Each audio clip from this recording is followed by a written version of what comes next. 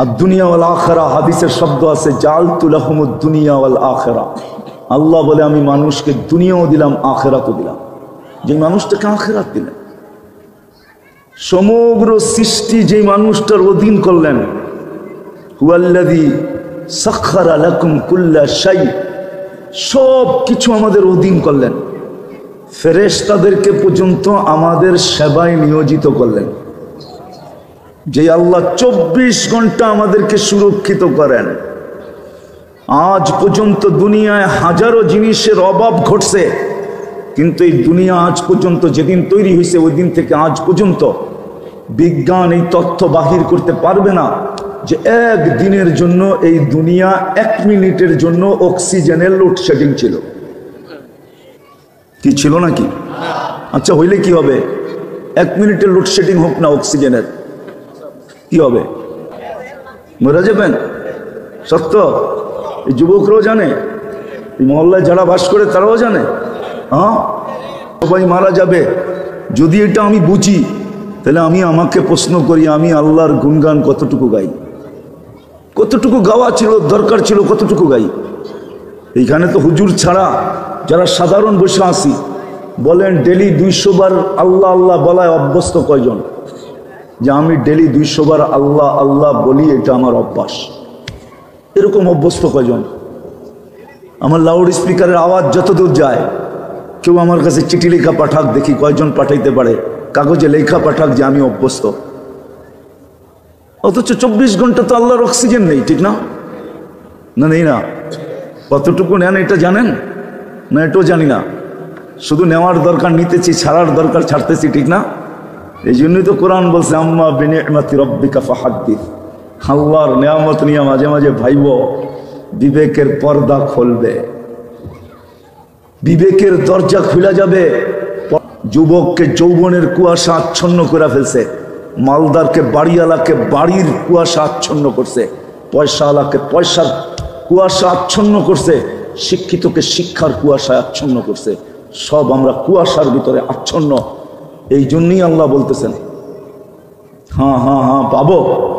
আম্মা বিনিআমাতি রাব্বিকা ফাহাদ্দিস, আল্লাহর নেয়ামতের আলোচনা করো, হতে পারে তোমার বিবেকের পর্দা খুলবে।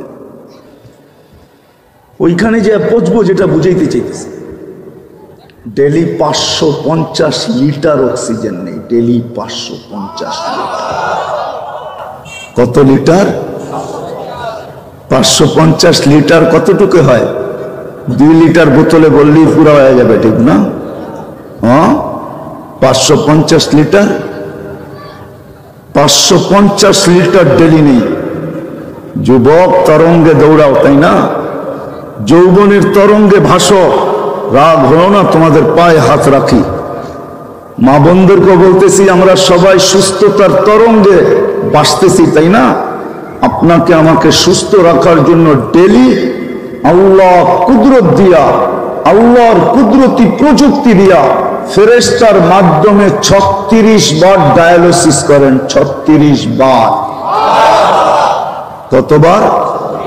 রঙ্গে আছি, তাই না? স্বাধীনতা দিছেন বিদায় কিচ্ছু বলে না।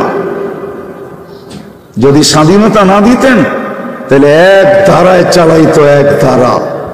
যেমন সমগ্র সৃষ্টিকে একটা ধারা দিয়া চালান, সেটা হলো আল্লাহর হুকুম। স্বাধীনতা দিছেন বিদায় একটা ধারা পাইও, হায় হায় কেমনে বুঝাবো আমি। শুকর পর্যন্ত সকালে ঘুমের থেকে উঠা বলে আলহামদুলিল্লাহিল্লাযী খালাকানি আবতারা খালকি, প্রশংসা ওই আল্লাহ যিনি আমাকে সৃষ্টির ভিতরে সবচেয়ে অগম করে অস্তিত্ব দিছে, তারপর মালিক তোর প্রশংসা। আর যাকে সৃষ্টির সেরা বানাইলো ও ঘুমের থেকে উঠা দোয়া পর্যন্ত পড়ে না। রাগ হয় না, পায়ে হাত রাখি। কয়জনই বা ঘুমের দোয়া জানি?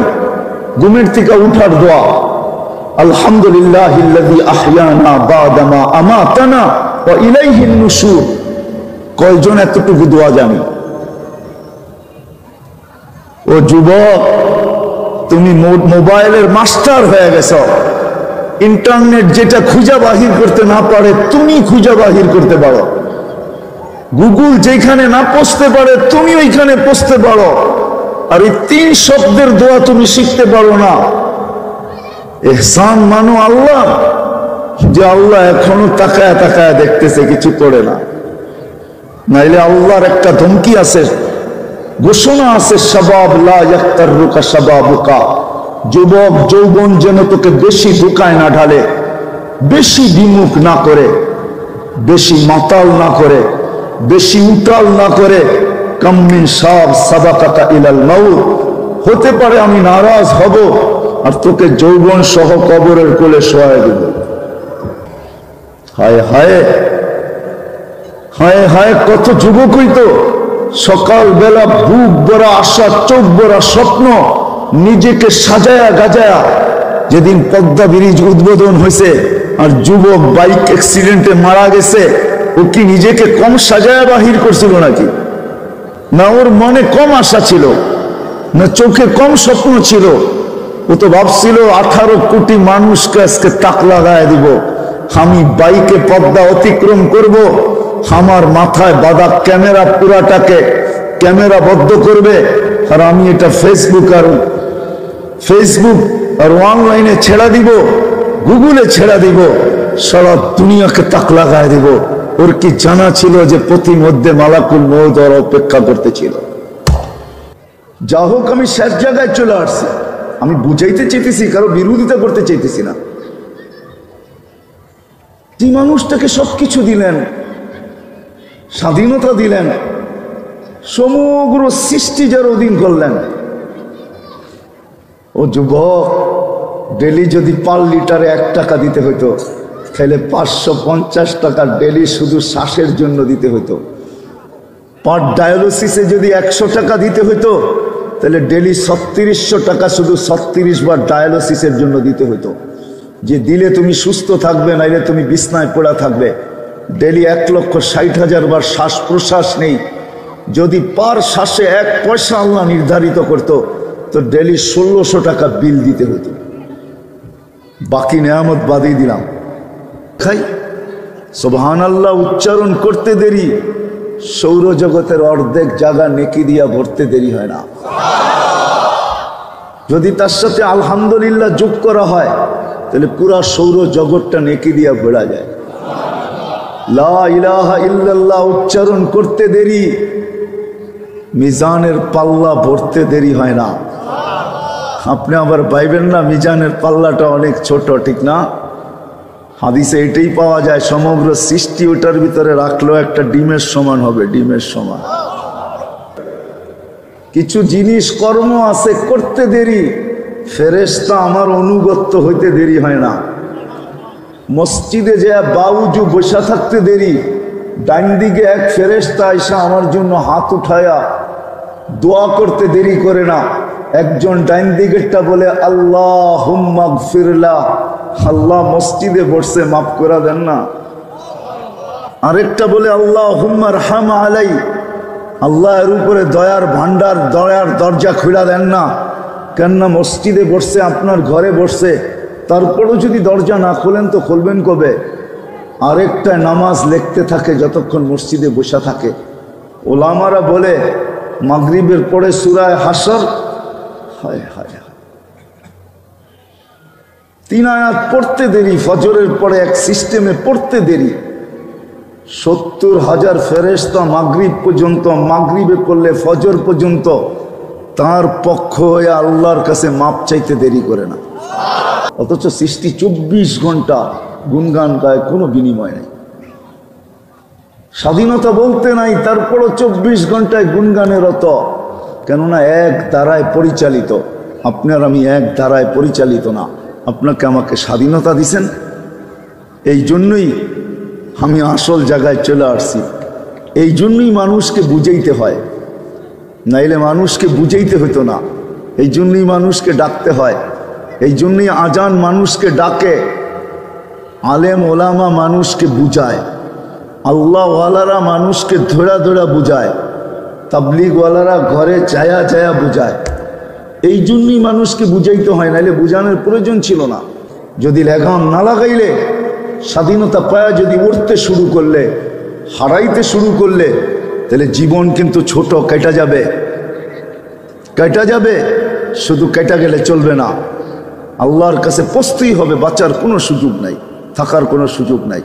কিন্তু ওইখানে পৌঁছার পরে কি হবে এটাও বলে দিয়েছেন, লা তুসআলুনা আনিন নাঈম, যা আমার ভোগ করছো প্রত্যেকটার হিসাব তোমার কাছ থেকে নেই। এই জন্য বলে দিয়েছেন, লা ইয়াজাল কদমা আবদিন হাত্তা ইয়াসআলা আন আরবাইন, 4 প্রশ্নের উত্তর ব্যতীত তোমার পাও হেলাইতে দিব না। আর এটা সত্য, কোরআন বলতেছে যালিকাল ইয়াউমুল হক, ওই দিন সত্য। মা কদ্দামাত লিগাদ, ওই দিনটার জন্য তুমি কতটুকু প্রস্তুত। নিজের নাকে রশির প্রয়োজন, এই জন্যই বুঝানো দরকার, এই জন্যই শরীয়ত আমাদেরকে বুঝাইতেছেন, আলেম ওলামা বুঝাইতেছেন, আল্লাহ রসুল বুঝাইতেছেন, 1.25 লক্ষ নবী আইসা বুঝাইছেন, সর্বশেষ দোজাহানের সর্দার আইসা বুঝাইছেন, দোজাহানের বাদশাহ আইসা বুঝাইছেন, সৃষ্টির সর্দার আইসা বুঝাইছেন, সৃষ্টির বাদশাহ আইসা আমাদেরকে বুঝাইছেন। মুহাম্মদুর রাসূলুল্লাহ সাল্লাল্লাহু আলাইহি ওয়াসাল্লাম দুজাহানের সর্দার, দুজাহানের রাজা, উনি পর্যন্ত আমাদেরকে বুঝাইছেন। আল্লাহ নিজের কালাম দিয়া বুঝাইতেছেন, কোরআন আল্লাহর কালাম। এই জন্যই তো এটা মহব্বতে চুমা দিলেও সওয়াব পায়, মহব্বতে ধরলেও সওয়াব পাওয়া যায়। আল্লাহর কালাম, কালাম দিয়া বুঝাইতেছেন। বিদায় আমি আসল ভাবনার জায়গায় আপনাদেরকে নিয়ে যাই, যেটাকে হুকুম দিয়া চালায় সেটা যদি 24 ঘন্টা গুনগান গাইতে পারে, ও সৃষ্টির সেরা মানুষ, ও বিবেক বুদ্ধিমান মানুষ, ও মানুষ যে নিজেকে বড় বিদ্বান মনে করে, বড় এডুকেটেড মনে করে, ও মানুষ যে নিজেকে বড় উন্নত মনে করে, ও মানুষ যে নিজেকে বড় আপডেট মনে করে, ও মানুষ যে নিজেকে সৃষ্টির সেরা মনে করে, তোমার কতটুকু গুনগান গাওয়া দরকার ছিল, আর তুমি কতটুকু গাও।